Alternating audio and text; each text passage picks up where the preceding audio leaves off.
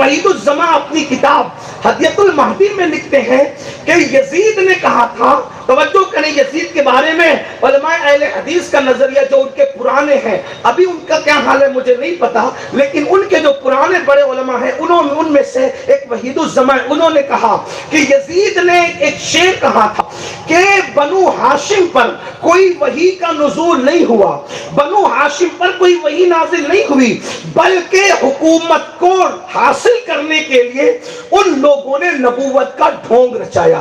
یعنی اس نے رسول اللہ کا نام ڈائریکٹ نہیں لیا، اس نے میرے آقا کا نام ڈائریکٹ نہیں لیا، بلکہ بنو ہاشم کہہ کر، اس لیے کہ وحی تو حضور ہی پر آتی تھی، بنو ہاشم میں اور کون دعوے دار تھا وحی کا، وحی تو حضور ہی پر آتی تھی، تو گویا اس نے ڈائریکٹ حضور کو نشانہ بنایا۔ اللہ اکبر! یہ اشعار اس نے کب کہے؟ شہادت حسین کے بعد کہے، لیکن اللہ اکبر میرے امام نے اس کے دل کی گندگی کو یہ اشعار کہنے سے پہلے محسوس فرما لیا تھا۔ اس کے دل میں جو پروان چڑھ رہی تھی نفرتیں، بلکہ صاحب روح المعانی علامہ سید محمود آلوسی تو فرماتے ہیں، کئی اس کے اشعار لکھتے ہیں، وہ کہتا ہے، وہ بدبخت کہتا ہے، وہ پلیت کہتا ہے کہ معاذ اللہ ثم معاذ اللہ کہ میں نے حسین اور اولاد حسین کو قتل کر کے بدر میں میرے باپ داؤں کو جو رسول اللہ نے قتل کیا تھا، کروایا تھا، آج میں نے اس کا بدلہ لے لیا ہے۔ یعنی اس کے اجداد میں جو کافروں کو، عتبہ شیبہ وغیرہ کو بدر میں قتل کیا گیا تھا، اور آپ جانتے ہیں چونکہ قتل کس نے کیا تھا؟ حضور کا حکم تھا، اور قتل کرنے والی ذات مولا علی کی تھی۔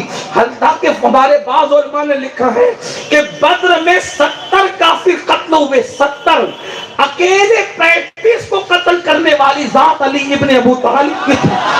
اس لیے یہ ایسا زخم تھا ان کے دلوں کے اندر کہ وہ کلمہ پڑھنے کے بعد بھی وہ ختم نہیں ہوتا تھا، وہ پروان ہی چڑھتا جاتا تھا۔ آخر وہ پاپ، وہ گندگی، وہ غلاظت، وہ پاخانہ دل کا باہر آیا۔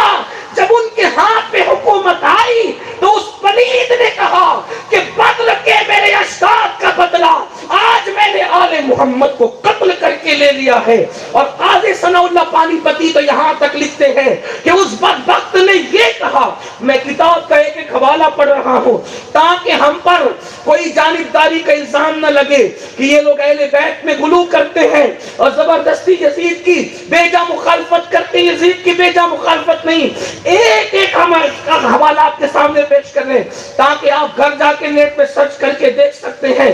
اللہ اکبر!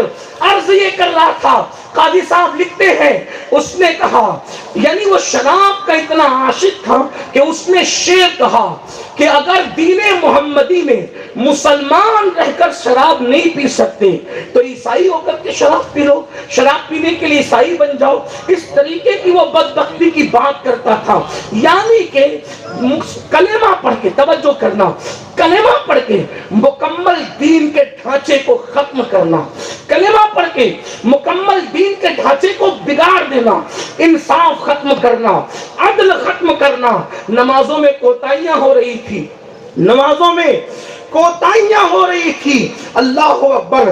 منبر رسول کی حرمت یوں پامال ہو رہی تھی۔ آپ امام جلال الدین سیوطی کو اٹھا کر کے پڑھیں، اسی طریقے سے آپ مسلم شریف اٹھا کر پڑھیں۔ مسلم شریف منبروں پر بیٹھ کر مولا علی کو سب و شتم کیا جا رہا تھا۔ آج پتہ نہیں کچھ لوگ ایسے ہو گئے ہیں، وہ یزید کی حمایت میں یہ بات کہنے لگے، نہیں کوئی شب و ستم نہیں کیا جا رہا تھا، ایسا کچھ بھی نہیں تھا۔ حالانکہ آپ مسلم شریف اٹھا کر کے پڑھیں، ابن جریر کو پڑھیں، امام جلال الدین سیوطی کو پڑھیں،